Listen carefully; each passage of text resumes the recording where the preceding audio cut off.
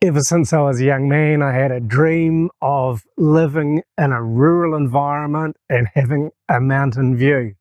And when I met Pansa, we talked about this after some time, what our dreams were, where we'd like to live, what sort of environment we'd like to be in.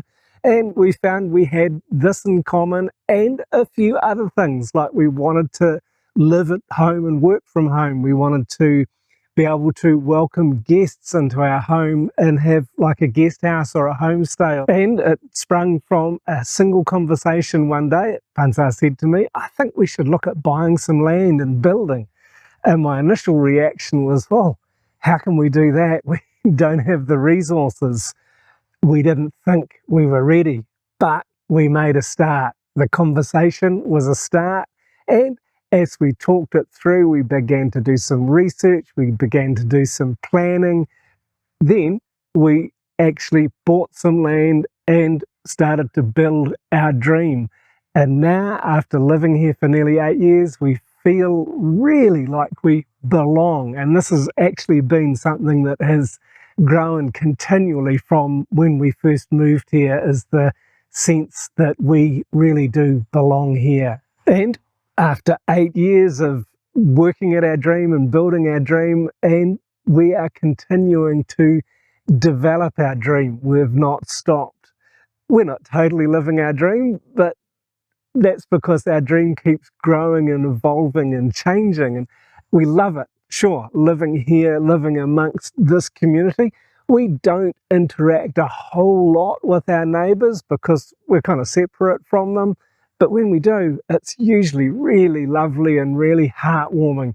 They're by and large very relaxed, very friendly, hard-working, simple country folk who enjoy a good conversation. So we enjoy this as well. But things are changing here. We've realised as we've been here that most of the people farming the rice in our fields around us, our neighbours, they're all getting older. They're all older than me. I'm in my early 60s. These men and women are in their 70s and getting close to 80, a lot of them.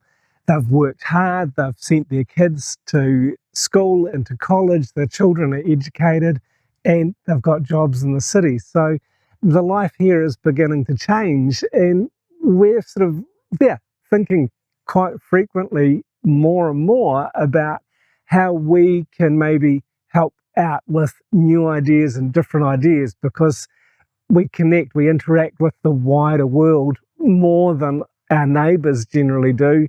And so this is something that is part of our developing dream, is to find something, if possible, that we can encourage our ageing neighbours to do, rather than relying on their rice farming and their orchards and the other things that they do that generally involve pretty hard physical labour.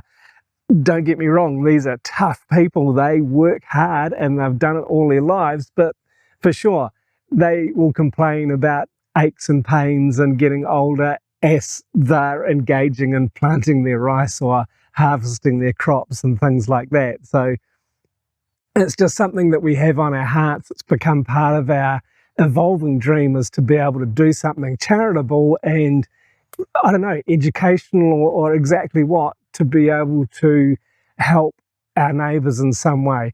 And we realise that part of doing that is by showing them what we do and how we're farming. When we bought this land, one of our neighbours commented, are you going to plant a lot of different trees, not just one type of tree? Most of the land around here is monocropped. It's rice, or it's mangoes, or it's lamia, different fruits and different vegetables, but it's usually only one crop. On our land, we have a multitude of different crops. We don't actually grow any rice, but we've got lots of fruit and lots of vegetables and flowering trees and different things like that. But one of the other things that I have come to love, and never really had dreamed about growing bamboo, but I love it now, and it has become part of living our dream, is enjoying our bamboo and learning about it, learning how fantastic it is for the environment. Bamboo sequesters 30% more CO2 than most other plants that grow on land in the world. It also releases more oxygen back into the atmosphere than many plants do.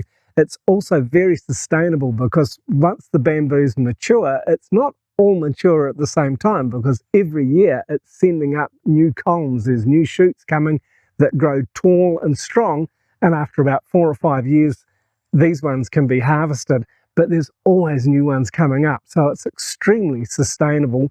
And now with modern technology, the things that are being made with bamboo have just multiplied so much.